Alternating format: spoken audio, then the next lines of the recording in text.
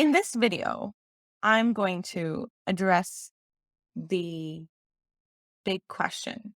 Is it better to lead projects by influence, authority, a mix of both, or something else? And I'm going to answer that question based on the different culture types that exist within your organization. I put out a survey recently on LinkedIn and I asked, which is better to implement change, influence, authority, or a mix of influence and authority? And I put it out there fully expecting that a lot of people wouldn't pick authority. And I have a little bit of something to say about that. And that basically is the reason that a lot of people don't pick authority when they talk about implementing change is because they think that's the wrong thing to say. And the short answer about whether you should be implementing change using influence, authority, or a mix of influence and authority simply boils down to this: what type of an organizational culture do you have? If you have a hierarchical organizational culture, then absolutely you need to implement change by authority. The military is a great example of a hierarchical organizational culture. If you want something done in the military, you basically let people know you want that done. A lot of mining operations, especially in remote communities, are excellent examples of hierarchical organizational cultures.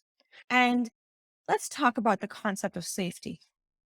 Imagine the military, you're a people based culture, and you're out there in the field and you're relying on suggestions instead of your commanding officer telling you where to look, where to go, what to do. You would not be very comfortable in that situation to have as a people based culture. So then let's talk about, when is it better to use influence? It's always better to use influence. But the point being that in a hierarchical organizational culture, using influence might be you suggest that something should be done a certain way, or you lead by example. Those things absolutely work, but suggestion and leading by example has to come after you've directed someone to do something a certain way in a hierarchical organizational culture. So when we talk about hierarchical organizational cultures, the question might be, why is mining considered so slow to change if people are so willing to change and if it's so easy to implement change?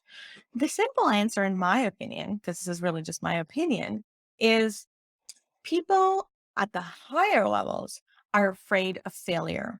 In a hierarchical organizational culture, the upward level accountability is pretty high.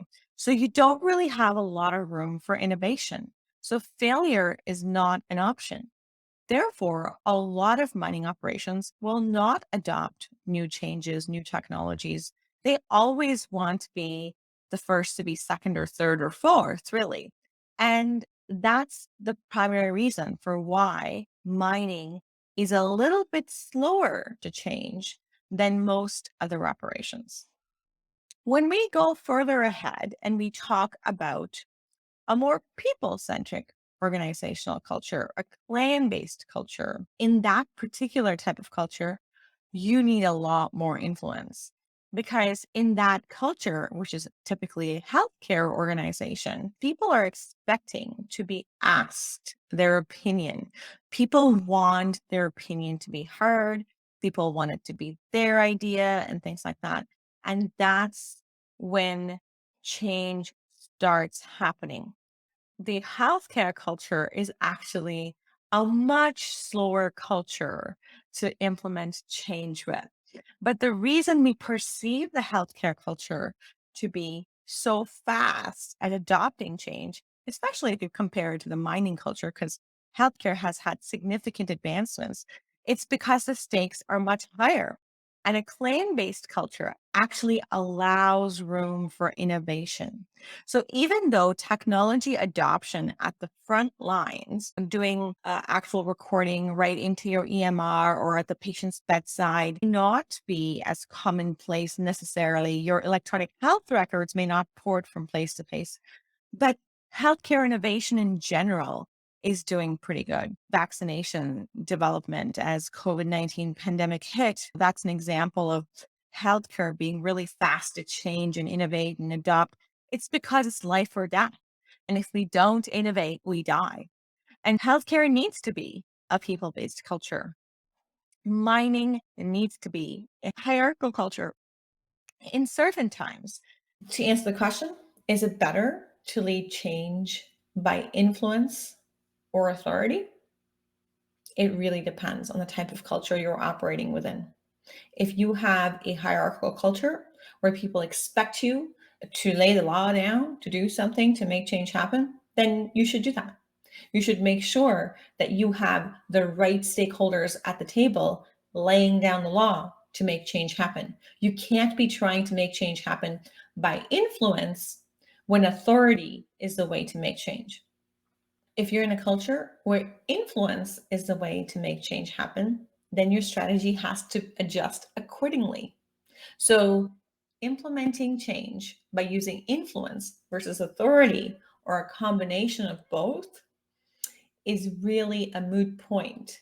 It's only relevant in the context of the organizational culture within which you're implementing change. We're currently doing free project assessments and would love to take a peek at your next change management project. Thank you.